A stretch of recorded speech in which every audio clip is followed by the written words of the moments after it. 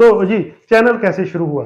तो चैनल ऐसे शुरू हुआ कि इसका कोई हमने खुद से प्रोग्राम तो नहीं बनाया हुआ था, लेकिन शुरू-शुरू में जब हम अपने मरीज़ों को इन्हेलर इस्तेमाल करने का सही तरीका, दुरुस्त तरीका समझा रहे थे, तो वो बार-बार भूल जाते थे या कई दफ़ा से सुनते नहीं थे। तो जब उन्होंने हमें बार-बार इस पे पूछा, क्योंकि इन्हेलर की टेक्नीक एक ऐसी टेक्नीक है जिसे हम हर विज़िट पे चेक करते हैं, ताकि अगर पेशेंट इन्हेलर सही तरह से नहीं ले रहा, तो उसको दवाई का कोई फ़ायदा नहीं होता। तो चूँकि जब मरीज़ हमें फ़ोन करके पूछते थे कि हम इन्हेलर इस्तेमाल कर रहे हैं, जब हम उनसे वर्बली पूछते थे, तो हमें समझ आ जाती थी कि इनकी इन्हेलर की टेक्नीक में मसला है। तो उसका हमने हल इस तरह से ढूँढा कि हमने चाहा कि हम कुछ वीडियोज़ बना लें, ताकि अगर ऐसा कोई मसला हो तो हम उनको वीडियो जो है वो व्हाट्सऐप पे भेज दिया करें। इसलिए हमने पहले वीडियो बनाई और उसमें आमतौर पे इन्हेलर की टेक्नीक हमने डिस्कस की, हमने नाक का स्प्रे इस्तेमाल करने की जो है वो वीडियोज़ बनाई कि वो कैसे आप सही और दुरुस्त तरीके से नाक का स्प्रे इस्तेमाल करें, या कौन-कौन से इन्हेलर हैं, क्योंकि इन्हेलर्स की बड़ी डिफरेंट टाइप्स हैं रेस्पिरेटरी मेडिसिन में। उन सारी टाइप्स के लिए हमने सेपरेट-सेपरेट वीडियोज़ बनाई थी। और वो हमने पहले हम व्हाट्सऐप पे शेयर करते रहे, जब हमने देखा कि वीडियोज़ थोड़ी-सी बड़ी हो रही हैं, व्हाट्सऐप पे शेयर करने में मसला हो रहा है, तो हमने उनको यूट्यूब पे अपलोड कर दिया। और जब हमारा मरीज़ कोई ख़ास जो एडवाइस वहाँ किसी ख़ास इन्हेलर के रिलेटेड जब पूछता था, तो हम यूट्यूब पे उनसे शेयर कर लेते थे। तो इस शुरू में अमल जारी रहा। उसके बाद कुछ पेशेंट्स को चूँकि परहेज़ का पूछते थे, तो कुछ वीडियोज़ हमने परहेज़ के बारे में बना ली कि एज़मा में, सीओपीडी में या डायबिटीज़ में या ब्लड प्रेशर में, या अगर आप वज़न कम करना चाह रहे हैं, तो आपको किस किस्म की खुराक लेनी चाहिए, और आप किस किस्म की खुराक इस्तेमाल करें, और कौन-कौन सी चीज़ें आप बिल्कुल इस्तेमाल ना करें। तो कुछ वीडियो इस पे बनी जो हमने लोगों से शेयर की, और बाद में फेसबुक पे और यूट्यूब पे हमने अपलोड करना शुरू कर दी। इसके बाद फिर थोड़ा-सा पेशेंट एजुकेशन का ज़हन में ख़्याल आया कि लोगों को बताएँ कि असल में अज़मा क्या होता है, लोगों को बताएँ कि असल में सीओपीडी क्या बीमारी है, लोगों को बताएँ कि तम्बाकूनोशी क्यों खतरनाक है और कैसे इससे जान छुड़ाई जा सकती है। तो फिर इस पे वीडियोज़ बनाई।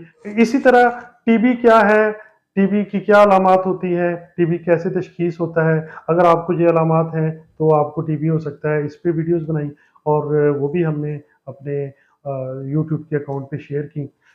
फिर इसमें कुछ फीडबैक मिला, लोगों ने बताया कि हमें इस तरह की चीज़ों में मुश्किल आती है, तो हमने उस उन हेल्थ टॉपिक्स पे कुछ वीडियोज़ बनाई। और इसी तरह पर्सनल डेवलपमेंट पे, पर्सनल ग्रोथ पे, और अपनी शख्सियत को सँवारने पे कुछ वीडियोज़ जो कि हमने लोगों के साथ शेयर की। तो इस तरह ये कुछ वीडियोज़ का सिलसिला चलता गया, और फिर जैसे-जैसे फीडबैक आता जाता है, हम इसको इम्प्रूव करने की और बेहतर करने की कोशिश करते हैं। आपसे हम ये अपील करते हैं कि प्लीज़, अगर आपको कोई चीज़ समझ ना आए, या आप कोई कमेंट करना चाहते हों, या आप इसको मज़ीद समझना चाहें, या वो टॉपिक जो आपके इंटरेस्ट के हों, वो आप ज़रूर हमसे डिस्कस करें। नीचे कमेंट्स में लिखें कि ये टॉपिक्स इंटरेस्टेड हैं। किसी चीज़ की आपको सही तरह से वज़ाहत ना मिली हो, तो आप उसको दोबारा पूछ लें, क्योंकि मेरी कोशिश होती है कि पहले कुछ कमेंट्स का मैं जवाब दूँ, फिर मेरी टीम भी उस पे लोगों के साथ एंगेज किसी हद तक करती है कि किन चीज़ों का वो जवाब दे सकते हैं, और फिर हम फीडबैक में से सिलेक्ट करते हैं कि कौन से आइडियाज़ हैं जिन पे मज़ीद वीडियो बनानी चाहिए। लेकिन कुछ ऐसे कमेंट्स होते हैं जिनको हम बिल्कुल भी उन पे हम खामोश रहते हैं। ऐसे कमेंट्स बेसिकली होते हैं ट्रीटमेंट के ऊपर। तो आप चूँकि ये मेडिसिन जो है, ये इस पे बहुत सा जो है इसका लीगल फ्रेमवर्क बहुत स्ट्रॉन्ग है, तो इसमें हमें बड़ा ख़्याल करना पड़ता है। कोई पेशेंट जब मेरे पास क्लिनिक पे या किसी भी डॉक्टर के पास क्लिनिक पे जाता है, तो डॉक्टर पहले उसकी कंप्लेंट्स पूछता है, फिर उसकी हिस्ट्री लेता है, फिर उसकी जो प्रेज़ेंट इलनेस है उसका पता करना शुरू करता है, कैसे शुरू हुई, क्या-क्या अलामात हैं, कितनी देर की अलामात हैं। फिर उसकी पास्ट मेडिकल हिस्ट्री की तरफ जाता है कि पहले इसको क्या-क्या बीमारियाँ थी, ये जो बीमारी हुई है, ये पहले भी कभी हुई है या नहीं। फिर उसकी फैमिली हिस्ट्री के बारे में पूछता है, फिर उसके प्रोफ़ेशन के बारे में पूछता है कि आप क्या करते हैं, कि कई दफ़ा बीमारियाँ आपके प्रोफ़ेशन से होती हैं। जैसे कि मिसाल लीजिएगा कि कुछ लोगों ने कबूतर रखे होते हैं घर में, तो उनको एक बर्ड फैंसियर्स डिज़ीज़ होती है। तो इसके लिए प्रोफ़ेशन का पता करना पड़ता है, पेशेंट का नाम पता करना पड़ता है, उसकी फैमिली हिस्ट्री में पूछना पड़ता है कि ये बीमारी अगर आपको अज़मा है, आपके बहन-भाइयों या किसी और को भी अज़मा है या नहीं? अगर टीबी है तो उसमें ज़रा पूछना पड़ता है कि फैमिली में किसी और बंदे को भी तो नहीं ये हो रहा। तो ये पूरी हिस्ट्री होती है, जिसके बाद हम कुछ उसका एग्ज़ामिनेशन बड़ा अहम होता है कि पेशेंट को हम देखें, उसको स्टेथ लगा के सुने कि वाक़ई जो वो कह रहा है वो उसके साथ मैच कर रहा है।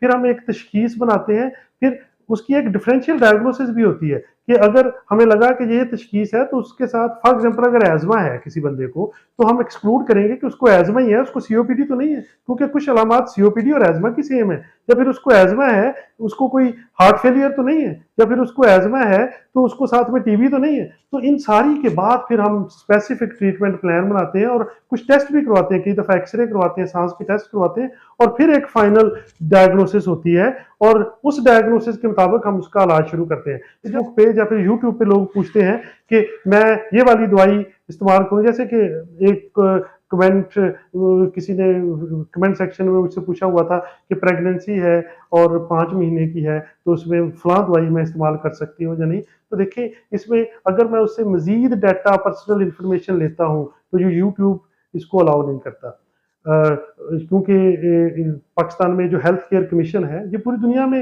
वैसे हेल्थ केयर के कमीशन हैं, पाकिस्तान ने भी उनसे इंस्पायर होकर एक हेल्थ केयर कमीशन बनाया हुआ है और ये बड़ा अच्छा है। इसमें एक है डाटा प्रोटेक्शन एक्ट कि लोगों का डाटा, उनके नाम, उनकी बीमारी, ये सिर्फ डॉक्टर और मरीज के दरमियान होता है। डॉक्टर ये उसके किसी रिलेटिव को भी डिस्क्लोज नहीं करता कि किस मरीज को क्या बीमारी है, ना ही वो कर सकता है। ये हम डाटा हेल्थ केयर कमीशन को दे सकते हैं या फिर अदालत जज को दे सकते हैं, जब हम जज भी उनको उस सूरत में इस्तेमाल करेगा जब उसे उसकी जरूरत पड़ती है। तो ये डाटा प्रोटेक्शन एक्ट के मुताबिक हम ये डाटा किसी, ना मरीज की बीमारी, ना मरीज का नाम, ना उसकी उम्र, ना उसकी जो मेल फीमेल, ये हम किसी यूट्यूब या किसी फेसबुक के प्लेटफॉर्म पे डिस्कस नहीं कर सकते। मेडिसिन जो प्रिस्क्राइब करना है ये आप यूट्यूब पे या इस पे नहीं कर सकते। इसके लिए एक सेट ऑफ रूल्स है जो फॉलो करना पड़ती है अपने क्लिनिक पे भी। और अगर हम क्लिनिक की बात नहीं करें, हम टेलीमेडिसिन की बात करें कि वो डॉक्टर जो टेलीमेडिसिन पे काम कर रहे हैं, तो टेलीमेडिसिन के अपने डिफरेंट सेटअप होते हैं।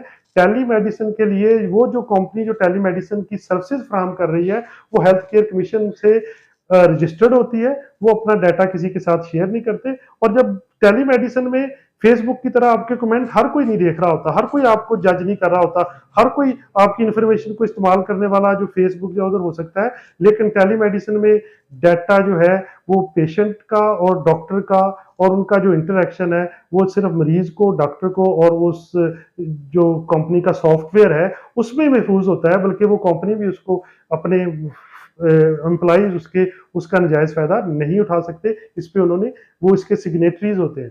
तो इसलिए अगर ऐसे कोई कमेंट्स आते हैं जिसमें किसी स्पेसिफिक दवाई का या किसी स्पेसिफिक सिचुएशन का पूछा जाता है तो उस पर हम कमेंट नहीं करते, खामोश रहते हैं। क्योंकि जो मेडिसिन है, जो ट्रीटमेंट है, उसके दो पार्ट हैं। एक है जनरल ट्रीटमेंट। जनरल ट्रीटमेंट में पेशेंट की एजुकेशन होती है, एक्सप्लेनेशन ऑफ द कंडीशन होती है, डाइट मॉडिफिकेशंस होती हैं या फिर लाइफस्टाइल मॉडिफिकेशन होती है। मिसाल लीजिएगा कि अगर किसी को डायबिटिस है, डायबिटीज है, तो उसकी एजुकेशन करनी पड़ेगी कि आपकी ये बीमारी है, इसमें इस तरह होता है, आपको ये ऐसी हुई है, आप इस तरह करेंगे तो ये ठीक हो जाएगी। ये पेशेंट एजुकेशन है पूरी। ठीक है, आपकी जो आप उसको बताया जाता है आपकी शुगर इतनी है, इसके साथ ये कंडीशंस आपको हो सकती हैं, कोलेस्ट्रॉल चेक करवाएं, आंखों को चेक करवाएं, फीट को का ख्याल रखें। ये सारी पेशेंट एजुकेशन है। एक्सप्लेनेशन ऑफ द कंडीशन है। उसके बाद डाइट मॉडिफिकेशन है, उसको बताना है कि मीठी चीजें नहीं खानी, कोक, पेप्सी, बेकरी, बाजार की चीजें, मिठाइयाँ ये आप नहीं खा सकते, फला चीजें आप खा सकते हैं। इस तरह लाइफस्टाइल मॉडिफिकेशन उनको बताई जाती है कि आपने इतना चलना है, हल्की फुल्की वर्जिश करनी है, हल्की फुल्की वॉक करनी है।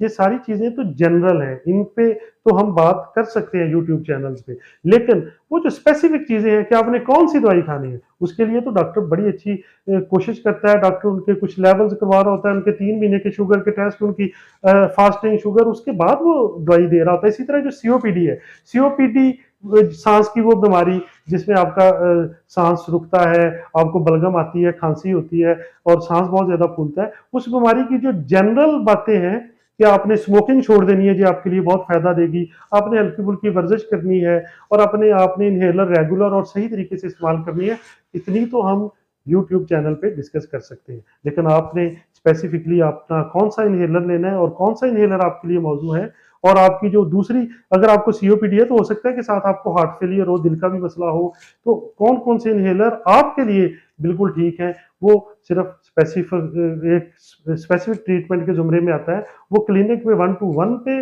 आप उसका मशवरा दे सकते हैं या मेडिसिन के जो सॉफ्टवेयर हैं जिन पे डाटा सेफ है, उन पे आप ये टेलीमेडिसिन के तौर पे उनके साथ ट्रीटमेंट कर सकते हैं। लेकिन टेलीमेडिसिन में भी एक मसला है कि चूँकि उसमें आप पेशेंट का चेकअप नहीं कर सकते, पेशेंट का आप साँस स्टेथ लगा के उसको नहीं देख सकते या फिर आप नेज़ल स्प्रे के बारे में किसी ने पूछा हुआ था कि मैं ये नेज़ल स्प्रे ये वाला ब्रांड है, मैं इसको कितनी दफ़ा इस्तेमाल करूँ? तो भाई नेज़ल स्प्रे देने से पहले हम देखते हैं कि उसका नाक, कान, गले का मुआयना कर लें, कहीं से कोई ब्लड लूजिंग या कोई आ रहा हो तो हम नेज़ल स्प्रे देते नहीं। अब अगर आपको किसी डॉक्टर ने अगर नेज़ल स्प्रे प्रिस्क्राइब किया है तो उन्होंने ज़रूर बताया होगा कि उसकी क्या डोज़ है और उन्होंने आपका मुआयना भी किया होगा। तो जो उन्होंने आपको बताया वो करें क्योंकि हम आपको जनरल एडवाइस इस चैनल पे देते हैं। इस चैनल का मकसद जो है वो ये है कि हम बीमारियों से कैसे बच सकें, हम तंदुरुस्त कैसे रह सकें। लेकिन जब स्पेसिफिक ट्रीटमेंट आती है तो उसके लिए जो एडवाइस है वो 1 टू 1